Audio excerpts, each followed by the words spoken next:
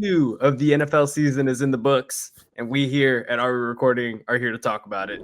It's the young Rottweiler, Ethan Hamilton. And I'm here. he's here. And today we're joined by his brother, Ian, to talk some NFL football. If you are new to the podcast, welcome, and make sure that you guys are subscribed and following all of our socials before we get into all of this NFL content. And if you like it, like I said, make sure you guys leave it a like, subscribe, and share with a friend. And we can get right into it, because we've got an exciting week of picks to talk about. And Ian, we brought you on for a very specific reason. And I'm well prepared. We were told that you have an agenda to spread, and agendas will be spread. Don't you worry. Hey, and what's the point of having a podcast if you can't have some of your friends on to spread their agenda? So, Ian, exactly. I'm going to let you take the floor here for our Week 2 recap, and tell us what game or what player, what team you want to talk about for Week 2. I would love to talk about Monday night's game, the Los Angeles Chargers versus the shitty Raiders. I've been telling people all year, Geno Smith and Pete Carroll is not a fucking combination that you want to see on your football team. I saw it for 2 years. Sadly, as a Seahawks fan, I sadly saw this train wreck happen for 2 years. I've been telling people Geno Smith is not a competent NFL quarterback inside the red zone. And what happened? 3 interceptions on prime time football against the Chargers are a good team. I'll debate that. The Chargers are a good team. Justin Herbert's looking fantastic, but you could have won that game if you had a competent quarterback and competent play calling. You have the 5th pick in Ashton Genty, and you give it to him, like 7 times? Less than 50 yards? Geno Smith, who the fuck are you throwing to? You're throwing to Chargers DBs. Why are you switching out the 5th pick every 4 seconds, Pete Carroll? I want some answers. Because this happened with Kenneth Walker. We drafted 3 running backs in a row, and you didn't play them any competent time. Now you draft historically the best college running back, and this is what fucking happens on primetime football? Y'all looked great against the Patriots. I'm not going to doubt that. Y'all shut the New England fans up. You shut me up for a week. But guess what? I'm not going to be quiet for long. I'm back. Geno Smith hate train.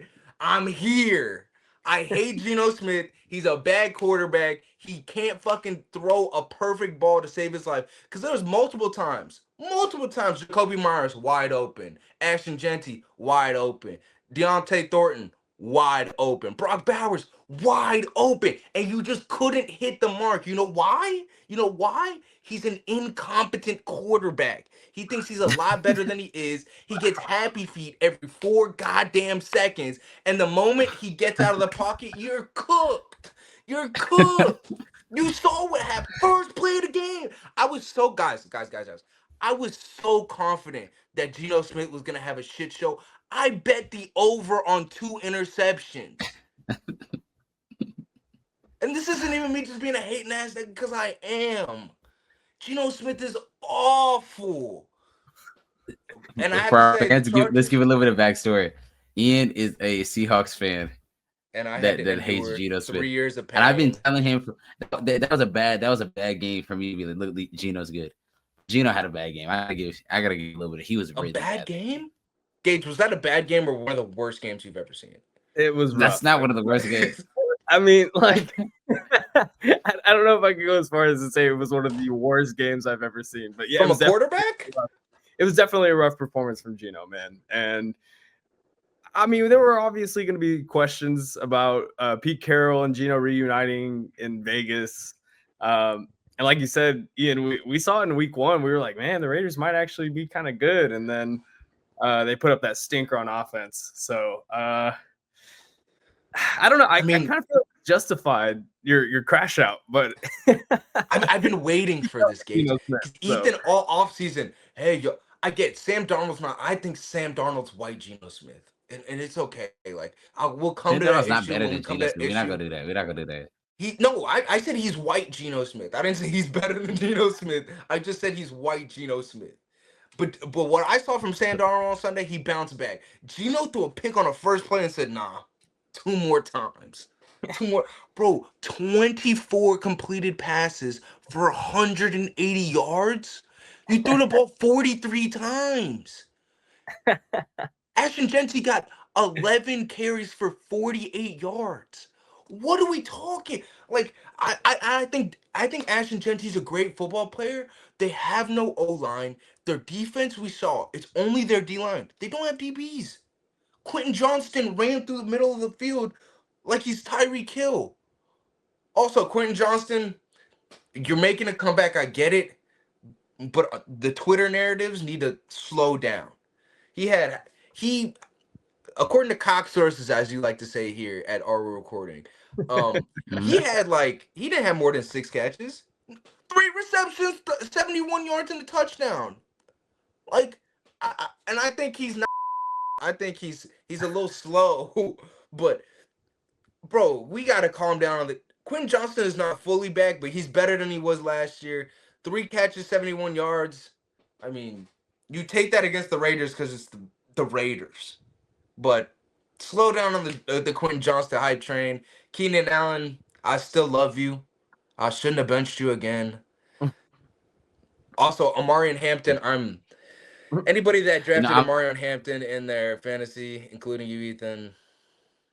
Nah, bro, I'm kind of like where I didn't draft Amarian Hampton. Me was more of the Genty pick. I'm getting to the point now. My rookie running backs, I have Genty and I have Travion Henderson. It ain't looking good for me yet. 2 weeks in. And I don't know, like I get the Travion Henderson a little bit, like the hesitancy because Ramondre Stevenson has played really, really good the last 2 games, and he looks a lot healthier than he was last season. But the Genty one just blows my mind. Like, brother, you have nobody else on that offense. Yeah, like what was that one spin move he hit Derwin James with and only got like 4 yards? I'm like, bro, he still has that elite content. 7 jump cuts for 6 yards. It's no O-line. They have no O-line, and I feel bad for Genty because he looks good in a Raiders uniform. He might be the only person, him and Bo Jackson, to ever look good in a Raiders uniform. But god damn, they have no O-line. I mean, Khalil Mack broke his forearm, but right before that, he was torching y'all. Poona Ford smacking y'all. Derwin James, he might have one of those seasons again, and I really hope he does because I really think very highly of Derwin James. I think he's a top 3 safety in the league, and he was looking like it on Monday night. Yeah, Chargers look nice. I'm definitely excited about what the Chargers are doing. Raiders got some stuff to figure out. But hey, I want to talk about another AFC West team, and one that probably should have won their game in week 2, and that, of course, is the Denver Broncos, who played the Indianapolis Colts this week. And if you guys did not watch the game, it came down to a field goal to win the game for Indianapolis. I think for starters, it was like a 60-yard field goal. I think he was going to first try from 60 yards, shanked it wide right, and then we see the yellow flag come in. And, of course, that means the Colts get another try at it. And this time they make it, sending Denver home with the L. And I just thought that was one of the funniest games ever for Daniel Jones to come out and have that game against the Denver Broncos defense. Whew. I mean, comeback player of the year front runner. I'm here to say it. 2 games in, but hey, I was going to say, you know me. I've been one of the biggest Daniel Jones haters. Like, I did not support this guy. I thought he was trash in New York. It looks like he's found a different version of himself in Indy. And maybe we're jumping the gun. It's still 2 weeks into the season, but in these 2 weeks, Daniel Jones has looked above competent. Like, he's looked very good. And got them a team that, I mean, Denver should have won that game. Let's be completely clear. If it weren't for the penalty, they would have won. But I like what I'm seeing from the Colts right now, man. Definitely not a Super Bowl contender, but right now, especially with the way the Texans are starting the season too, don't count the Jags out that division. Oh yeah, not bro. These are 2 big wins that the Colts, if they're pushing the playoff, which I think they have aspirations to do, these are going to be 2 big wins later on in the season. Daniel Jones has been looking really good. Someone can make the case. These past 2 games have been 2 of the 4 best games Daniel Jones has ever played. Yeah. He hasn't looked this good since his debut game against Tampa Bay, honestly. Even then, bro, the game he played last week against the Dolphins was probably the best game of his career. He's played so elite the last 2 games that you're like, is he going to be one of those quarterbacks like a Geno Smith, like a Sam Darnold, that it's like he finally is in a right situation where he's finally becoming to blossom? A Baker Mayfield, for example. Could Indy be that situation for Daniel Jones? Who knows? All I know is he's looked better than Anthony Richardson has ever looked in a Colt uniform. Yeah. So you just got to give props to the Colts for it. Yeah. You just got to give the props to the Colts right then and there. And on the other side of the ball, that's a bad loss from Denver. And I'm not going to take a victory lap yet because they're taking 1-1. But Bo Nix has not looked good to start the year. He really hasn't. They kind of got away with it in week 1 because they were playing Cam Ward in his first ever NFL game against that elite defense. And even then, the score was only 20-10. Like, it was pretty close for much of the game. And this week, Bo Nix looked really bad. Point blank, period. He looked really, really bad. And I've always been on the side with Bo Nix that I think he's a very just average quarterback. He's a gamer. Like, every now and then he can make really good plays out of structure. But all in all, he's not going to light you up. He will just do a job. And if I'm if I'm a Bronco fan, I'm definitely worried about the way he started this season. Because now that there's tape been out on him, it seems like NFL defenses have been adjusting quite well to him. But that's just how I feel. It looks like very much the Daniel Jones, the Bo Nix of Auburn. You know, he can make the flashy plays, but everything has to be going right around him. Like you said, they have tape on him this year. I feel like the difference between Bo Nix in college and Bo Nix in the NFL is not much. What you saw in his rookie season last year was exactly him at Oregon, but this year it looks like the Bo Nix normal. You know, making bad passes. He can't catch his receiver in stride. I mean, he's really, really hoping on that run game to carry him, and it's just not been there this far in the season. I'm not completely writing them out because they looked really good last year and they've only gotten better. But I mean, let's see the next week how they show up, because if not, with that division and their schedule, it could be a rough season.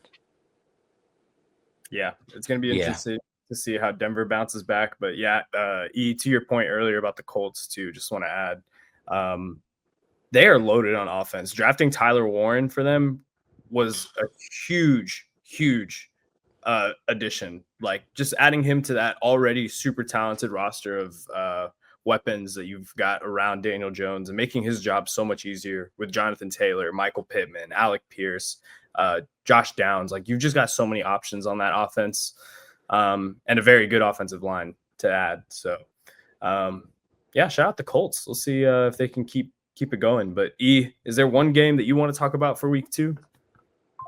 Yeah, Gage, it is. My game that I really want to talk about was the Bears versus the Lions. On the Lions side, they absolutely obliterated. No, for week 2. Oh, week 2. Okay, my fault. Yeah. No, it was Lions Bears. I think we kind of maybe overreacted a little bit to how the Lions did so poorly against the Packers in week 1, because the Packers are proven to be Super Bowl contenders at the moment. The defense with Michael Parsons is really, really elite. So maybe we're a little too harsh on the Detroit Lions, because they then have the Ben Johnson return game in Detroit. Bears come into town and they just obliterate them, to be quite honest. Jared Goff, Amon-Ra, Jameson Williams, Jahmyr Gibbs, they were firing on all cylinders. Gave him a 50 burger with fries on the side, a side of ketchup and mayo. It blew them the fuck out. And then on the Bears side of the ball, it doesn't look good. 0-2, you get the head coach you want, and Ben Johnson, second year Caleb, and you're waiting for Caleb to make that leap, and it hasn't come yet. Again, 2 games in, but he has not looked good at all. And you're worried on the defensive side of the football too. Jalen Johnson is out. Tyreek Stevenson was getting absolutely stir-fried last week. It's not looking too good. It's really not looking too good. for them. Yeah, and I mean, as a Packers fan, I see what Chicago does every offseason, and like with this offseason, a lot of people had high expectations, rightfully so. You got a new head coach and the offensive coordinator of a team that just won 15 games. And the expectations are high, but the way I look at it right now is the O-line is still bad, and they have very limited depth at corner, which losing Jalen Johnson does not help. And I think you look back at what they did in the draft and taking Colston Loveland and taking Luther Burden when they probably should have invested those picks in the line, in the trenches, and maybe getting some more depth in that secondary. Instead, we're just seeing the same old Bears. They're going to finish fourth in this division. And they're going to have to figure out a way to compete because Green Bay is looking really good. I think Detroit's obviously going to be a mainstay in this division. And we've seen that if the Vikings have a competent quarterback, they're a team to beat too. So it's not looking good for the Bears at all. At all, bro. And we're going to talk about their game against Dallas this Sunday and whether or not it's break or break for them for the rest of the season. But Gage, I'm going to give you a minute to gloat as we recap our NFL picks record because unfortunately for myself, you blew me the fuck out. So Yep, I needed this because, as you recall, if you watched this podcast and you were watching it last year too, Ethan took a little victory lap on my ass early in the season when he took a huge lead on me. So I'm gonna do the same thing this week. I went 14-2 in my picks. Ethan went 8. Gage smoked his picks this week. I can't even hate. And I went 8-8. I was selling. We're cooking over here. I'm at a 26-6 overall record for the season. Ethan's at 20-12. So we're both in the 20-win category, but you're gonna have to make up some ground this week as we make I'll be all right. I don't let you have this. You'll be out for a couple more weeks. Your day is coming. Don't you worry. You stay right there. You stay right there. I got something for you. Just keep picking against the Eagles, please. I'll take those free ones every week. Just right there. Your day coming. Don't you worry. All right, well, hey, let's get into our week 3 picks so we can figure out who's gonna come out victorious at the end of this week. But of course, we do have a guest this week as well, in Ian.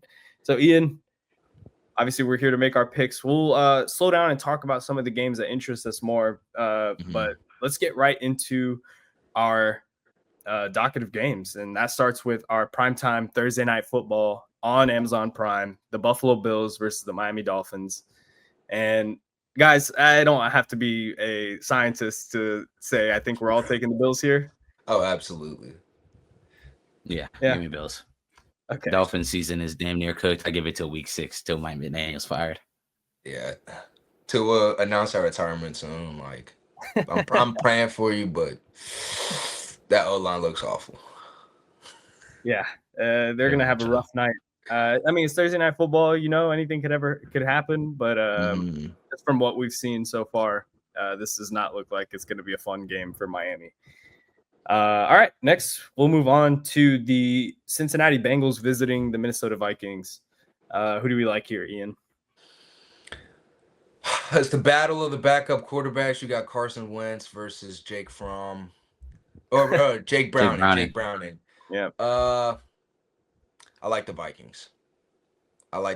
They got a solid run game. They have a competent O-line. Unlike Cincinnati, I think this will be the turn in Cincinnati's year. I'm going Vikings. I think, Gage, you want to go or you want me to go? Man, I mean, I thought I kind of had my pick solidified. I was going to go with the Vikings, but I also think about it. They're missing Aaron Jones. He was put on IR this week too. So no Aaron Jones, no JJ McCarthy. I'm sticking with it. Carson Wentz. I've seen you before. Can you do it for me one more time? See, I don't know if I can put all my faith in Carson Wentz, but you know what? Fuck it, we'll do it. I'll take the Vikings this week. Let's go. I'm gonna go the Bengals. I think Jake Browning has proven to be competent for the Bengals in the last 2 years. He got in the dub last weekend against the Jags. They had no shot to win it. And to be honest, that game was more about the Jags than about them. But I'm gonna go with the Bengals. I think the Bengals season is cooked. I don't think they're making the playoffs, and I do think Zach Taylor will probably get fired at the end of this year because with Joe Burrow missing pretty much the rest of the year, I think Jay Brown will do all right, but I think the season's done. Give me the Bengals. Give me the Bengals at least this weekend. They'll be 3-0. Hey, well, if Browning can keep him alive, I think they're saying Burrow can come back in December. So, I mean, it just depends on where they're at in the standings. This would be obviously a huge win for them and keeping their season alive. So, it'll be interesting to see. Next, we've got the Pittsburgh Steelers visiting the New England Patriots. I'll take the lead here, and I'll take the Pittsburgh Steelers going into Gillette and taking a win. I'm right there with you. You know, Drake May didn't look really good last week. I think he bounces back. I mean, Pittsburgh didn't look good at all against my Seahawks last week. We clamped them up. Does Christian Gonzalez come back this week? Or come back next week? They need him back. They need him back bad. I mean, DK looked awful last week. The run game was non-existent. The defense couldn't get a stop. I'm going Ramondre Stevenson and Trayvon Henderson about to pound the rock about like 40 times. So I'm taking Patriots. Ramondre Stevenson did look good against the Dolphins last week, but it is the Dolphins, so yeah, it'll be interesting. Those are obviously two coaches, very well respected. But anyway, we will move on next to our next game. It is the Houston Texans visiting the Jacksonville Jaguars. Who we got here?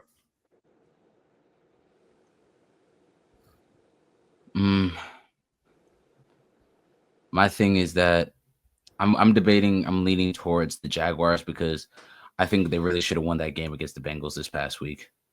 I think Brian Thomas Jr. definitely let them down on that aspect, and I think they're gonna have a makeup game this week. But then again, the Texans are a few plays away from being 2-0, and they're 0-2. I think in game at Jacksonville, I'm gonna go Jags. Yeah, I'm kind of in a place with Houston where I'm like, they need to win this week.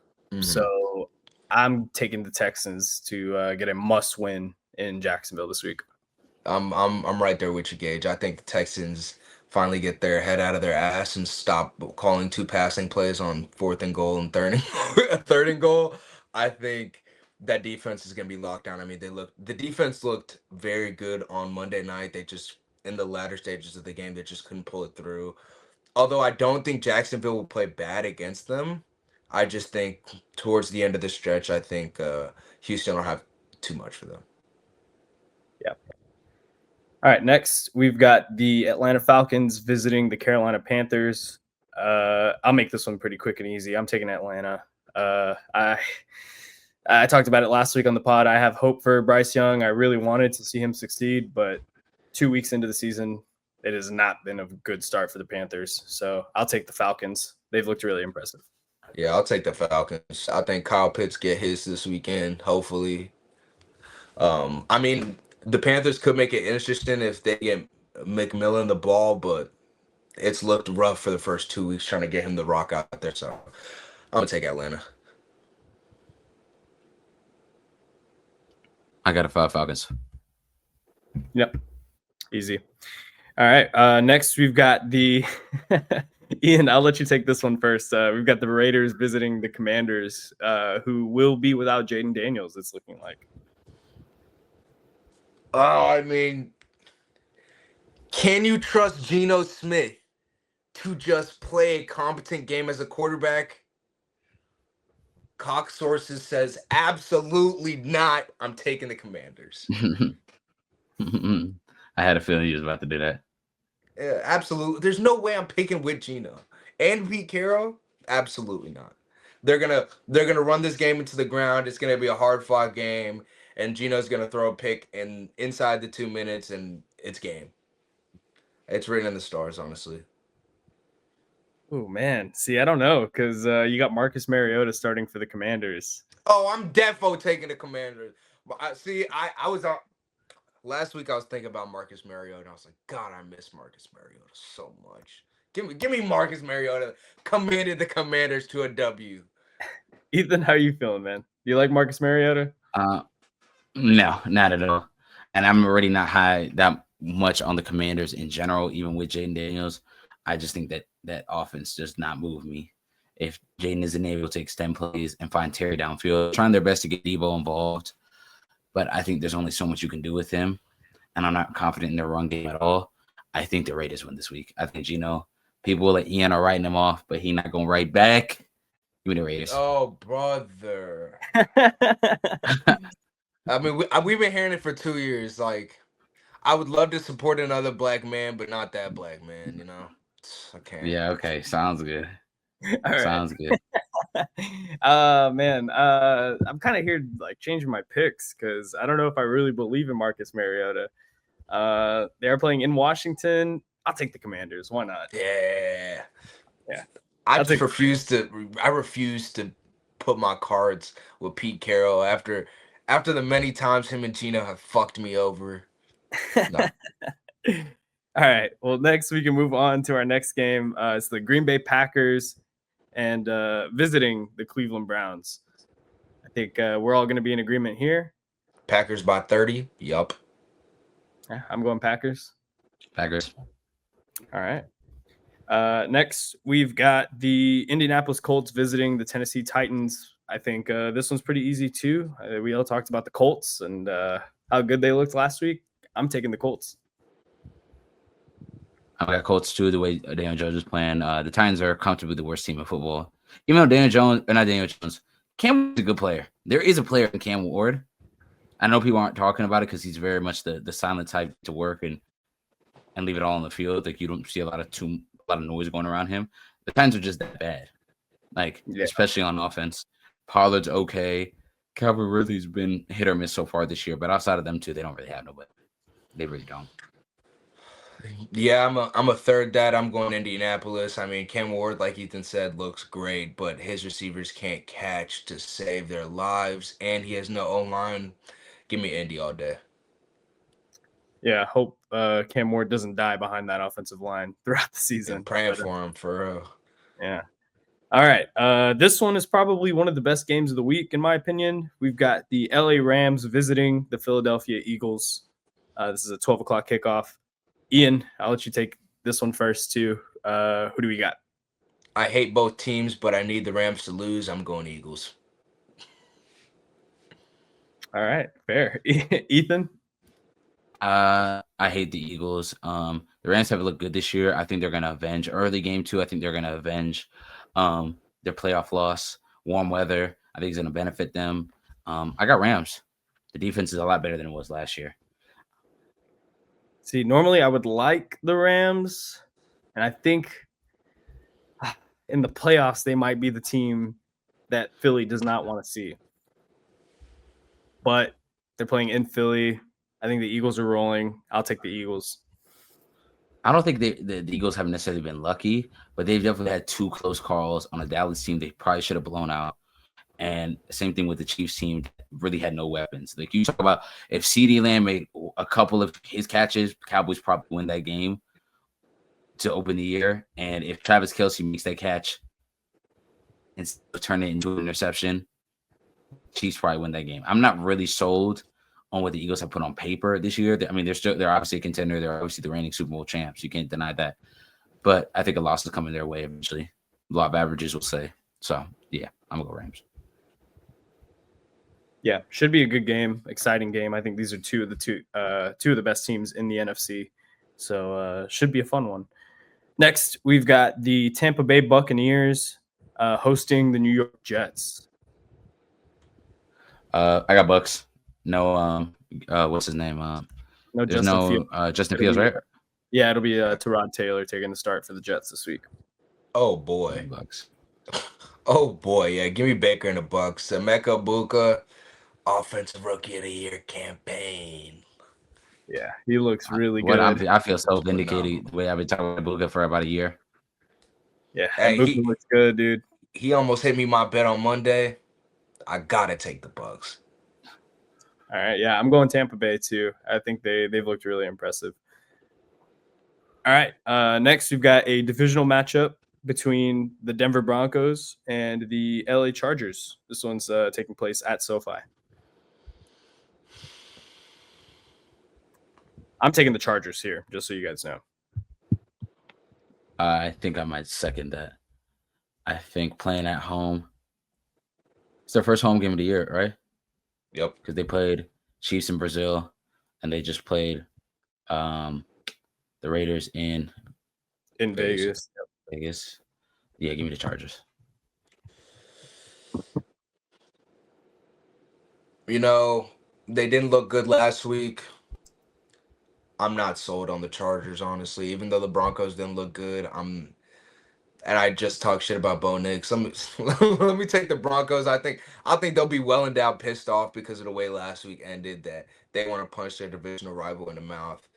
Broncos in a close one.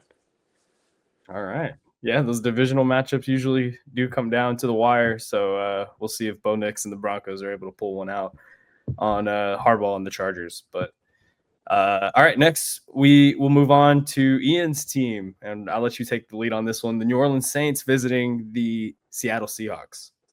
The Hawks by 20. We looked really bad for a half last week, and then we looked like a phenomenal football team. We shut down the Steelers on all three phases of the game. Give me Hawks. I fucking pray to God Sam Darnold doesn't throw an interception, because it has not looked pretty the first 2 weeks. He's been getting JSN the ball a lot. K9's been toting the rock. Last week we saw Cooper Kupp get in the mix, and I need to see more of Kupp in the mix, as well as AJ Barner and Elijah Arroyo. We look good. I think we might be out with Witherspoon another week. So I think Josh Jobe and Tariq Woolen will have to play again. Josh Jobe, though, I have high praises for that man. He's the second highest rated corner in the league. He has allowed 0 passer rating through 2 weeks. He is my outstanding player for this game. Watch out for Josh Jobe and Elijah Arroyo on offense. I know he's got a couple touches, but he's been looking good through preseason. The first 2 games he's been targeted, I think, like 4 times, and has 3 catches for like 25 yards. I need to see him get involved in the game more. I'm taking Hawks by a trill. All right. You convinced me, man. I'm taking Seattle. Hell yeah. I'm going Seattle right there too. Saints, Spencer Rattler's been looking at spot. Same with Jawan Johnson, but kind of where it ends for me. So give me Seattle. Yeah, Saints look rough. All right, next divisional matchup, Arizona Cardinals visiting Mac Jones and the San Francisco 49ers. I got Niners. Mac Jones looked extremely competent in last week's win. I think he'll do enough again this week. I'm not really too worried about the Cardinals at home or away from home. Even though Kyler Murray and them have been looking all right. They started the season 2-0, but I'm going to go Niners. I mean, I don't care about this game. I hope the stadium blows up. I'll never bet on the Niners. Give me Cardinals. Yeah, I'm taking the Cardinals here too. I think Mac Jones played really well last week, but divisional matchups, I think Arizona's going to come in hopefully with some intent to win. So yeah. Usually they just sit down and roll over for the Niners, but Mac Jones he looked competent, but it was against the Saints. So that doesn't boost my confidence anymore in my pick. So yeah, I'll take Cardinals. Yeah, like the Cardinals aren't great, but I think they'll put up more of a fight. So yeah, we'll see. Next, this is a interesting one. We've got the Dallas Cowboys visiting the Chicago Bears, and I think I'll let you handle this one since we were talking about the Bears, and you said this really could be a make or break game for both of these teams. How do you feel about this one heading into week 3? I think this is a must-win game for the Bears starting the season 0-3 and that really, really tough division. I think if they lose here, their season is really, truly well done as far as competing for a playoff spot, getting that far behind. And I think the other 3 teams in the division, 2 of them for sure are going to make the playoffs, and the third one probably is going to get a wild card spot if they have some competent quarterback play. I think they're back in the corner. Caleb Williams has not looked good. The DBs have not looked good. But Dallas's defense hasn't looked the greatest either. And stopping the run, yes, they've looked great. But as far as their DB room, they're missing DeRon Bland. I think the Cowboys, again, for another week. You saw there's a lot of miscommunication against the Giants. And I just don't know if offensively they're going to have enough to take advantage of that. I think Rome Odunze has looked really, really well to start the year, and he looks like he's taking over from DJ Moore as wide receiver 1. But then defensively on the side of the football, Dak is playing like a damn near MVP candidate or back to MVP form. Pickens is getting more and more touches as the games are going on. They already can't hold CD. I don't know how they're going to hold both of them. And the Cowboys are running the ball pretty effectively with Javonte Williams. Javonte Williams is looking like the Javonte Williams we all saw in Denver his rookie year. I think the Cowboys have to be worried about not being complacent. They aren't playing in Dallas. They're playing in Chicago. They're going to have to really, really be on the nose, but I got Dallas in this game.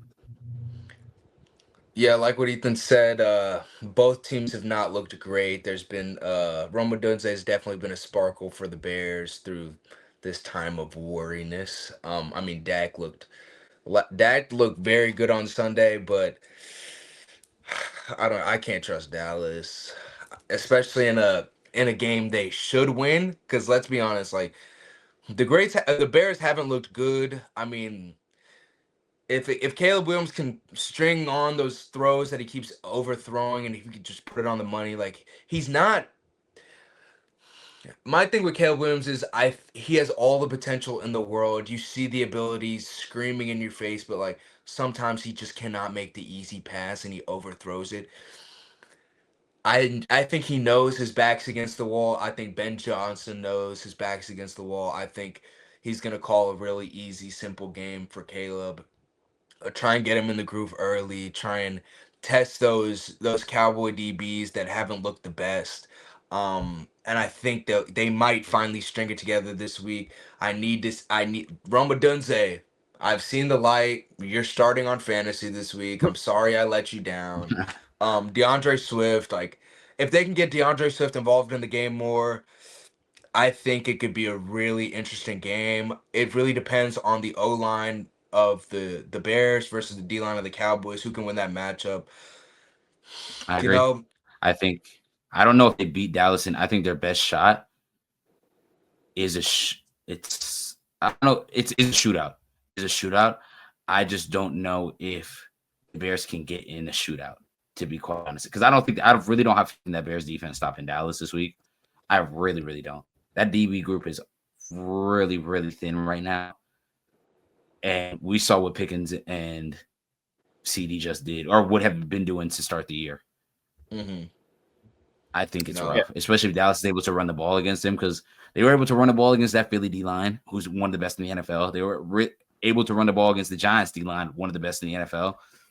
And the Bears aren't in that group. Shit, you got him talking like a Cowboys fan again. Yeah, I'm not. No. Stop. I'm just watching with my eyes. No. Ethan came in my room talking crazy. The Cowboys look good. Dak MVP top. No. I talk about Dak. You know, I talk about Dak. Ethan is confident in the Cowboys. I will bet against them. Give me the Bears. I've been talking about. I've been talking about Dak, because you can say what you want. Dak looked like one of them ones to start the year. You can say what you want. He said it for the past. Am I wrong? Dak looked like one of them. Dak does look good, but I don't know. I'm not saying the Cowboys look good. I think I told Gage, I thought it was funny that 30 seconds after the Cowboys won that game, they went and said, "Fuck it, we're signing Jadeveon Clowney." They said, "Fuck it, we're gonna get him to help it," which I think is an underrated pickup for them. I'm saying Jadeveon Clowney is gonna replace Michael Parsons' production, but the last time we saw him, he finished with 7-8 sacks. 9 sacks. You had a 9-sack season for the Panthers in 2023. That's what I'm saying. Like, it's not a bad pickup, not whatsoever. No, definitely not. We'll have to see if the Cowboys can put it together. I'm taking the Cowboys over the Bears. I'll stand on this island alone. Rome Odunze, Caleb Williams, please. For my sanity, for my Twitter mentions, please. Caleb's gonna have success scrambling like how Jalen Hurts did. My thing is, I know for a fact that Caleb Williams' interception will be multiple turnovers will happen that game. I know for a fact, and I think if you use that Dallas offense, who has shown to be one of the better ones in the NFL to start the year, I don't know how many times you're gonna be able to do that. Because don't get me wrong, the Cowboys, there is always a real possibility they start off incredibly slow. They're down 2 touchdowns and they're playing catch up the rest of the game. I'm not, especially in Chicago, I'm not doubting that whatsoever. I just don't trust that Bears offense. I really don't to start the year. Like, they have not shown me anything different than they did last year, to be quite honest. Yeah. That's why I'm taking Dallas. I don't feel confident with the Bears at all. That could be just the hater in me talking, but I hate both of these teams. So, oh yeah, don't get me wrong. I hate both these teams. I care about the Bears because of Roma Dunsday, and I have a bet with my homeboy on Caleb Williams. So I need this to pan out. I need this to pan out for me. All right. Well, now we can talk about your actual team. Come on now. The Kansas City Chiefs are visiting MetLife Stadium to take on the New York Giants, and Mr. Unlimited himself, Russell Wilson, the helm. So how are we feeling about this game? Because as we head into it, both of these teams are 0-2. Maybe we expected it from the Giants, but the Chiefs coming into this game at 0-2 is a little eye-popping. It is. They've played really bad against the Chargers, and then offensively, you can kind of see that they did not play well at all again against the Eagles when they had a shot to win that game. But Travis Kelce doesn't have that really, really bad drop that turned into an interception. Who knows? I think Pacheco and Kareem Hunt have been really bad to start the year. They're not really – Pat's not getting any help as far as running the football, and they're all the way down. They're very thin at the wide receiver position, going all the way down to Tyquan Thornton, who just got cut by the Patriots as their number 1 wide receiver. So, but I do think this is a bad Giants team. Especially in the DB room, give me the Chiefs. Give me my Chiefs. Come on now. I don't think the Chiefs are going on 3, especially not to the Giants. Yeah, I can second that. I think Pat Mahomes looked good for the first half. The second half, it wasn't his fault per se, but it just wasn't clicking. I mean, Travis Kelce giving up that late game interception didn't really help his case. I think we see a vintage Pat Mahomes on primetime performance. I think he shuts y'all up. I think not y'all, but the haters up. They've been saying the Chiefs is washed. The Chiefs is this. It's Patrick motherfucking Mahomes, and he gonna show it to y'all on Sunday Night Football. I'm taking Chiefs by 20. Plus Russell Wilson. That was your one shot. You could have beat the Cowboys at home. Game of the week. Didn't happen. Give me the Chiefs. You don't like Danger Russ, Mr. Unlimited? Not anymore. No. When he got the wrong shade of blue on for me to be liking Russ. All right, fair enough. I'm taking the Chiefs too. I don't think there's too much to argue there. But all right, guys, we've made it to the end of our weekly picks because we've got our final one, and it's probably the most exciting game of the week too. It's our Monday night primetime football. Detroit Lions visiting the Baltimore Ravens. This is going to be a good one. Heavyweight bout. Definitely a heavyweight bout. Both of these teams coming into it 1-1. I'm taking the Ravens. Yeah, I second that. I'm taking the Ravens too. I think playing at home, I think they're going to want to avenge I know they already avenged their loss to the Bills this past week, but I think they really want to go on prime time and show up. The Lions away from home, outdoors. Now, I do think it's going to be a high-scoring affair. I think the Lions wide receivers and skill group is kind of going to go nutty on this Ravens DB room. It just depends on how much Jared Goff cannot be cluttered or flustered, but I do have the Ravens. Yeah, I think Derrick Henry totes the ball for 200 yards. I think he's still pissed off about that fumble from week 1. I think Lamar is going to be firing on all cylinders per usual. They got to get Mark Andrews in the game. Zay Flowers, I need to see a little bit more of him. D-Hop in the red zone. Is he back? I think so. I'm taking the Ravens by 10. All right. Not a bad idea at all. By 10? Double digits? Okay. Yeah, I mean, Detroit, I don't care. The Bears team doesn't look good. I know I picked the Bears earlier. I'm contradicting myself all over the place. I don't care. They let the Bears score 21 points on their defense. Yeah. It doesn't have me very confident that they're not gonna let 40 on let the Ravens score 40, especially with Lamar Jackson at the helm and the freight train of Derrick Henry running through the backfield. I just don't see how the Ravens don't score 35 plus this game. Yeah, but I mean, that's Fair. the thing with Detroit too, is the offense. If they get rolling, they can put up 35 very quickly as well. And I'd love to see a shootout. Yeah, that would be a very fun one, and that's what the NFL is hoping for with this primetime game as well.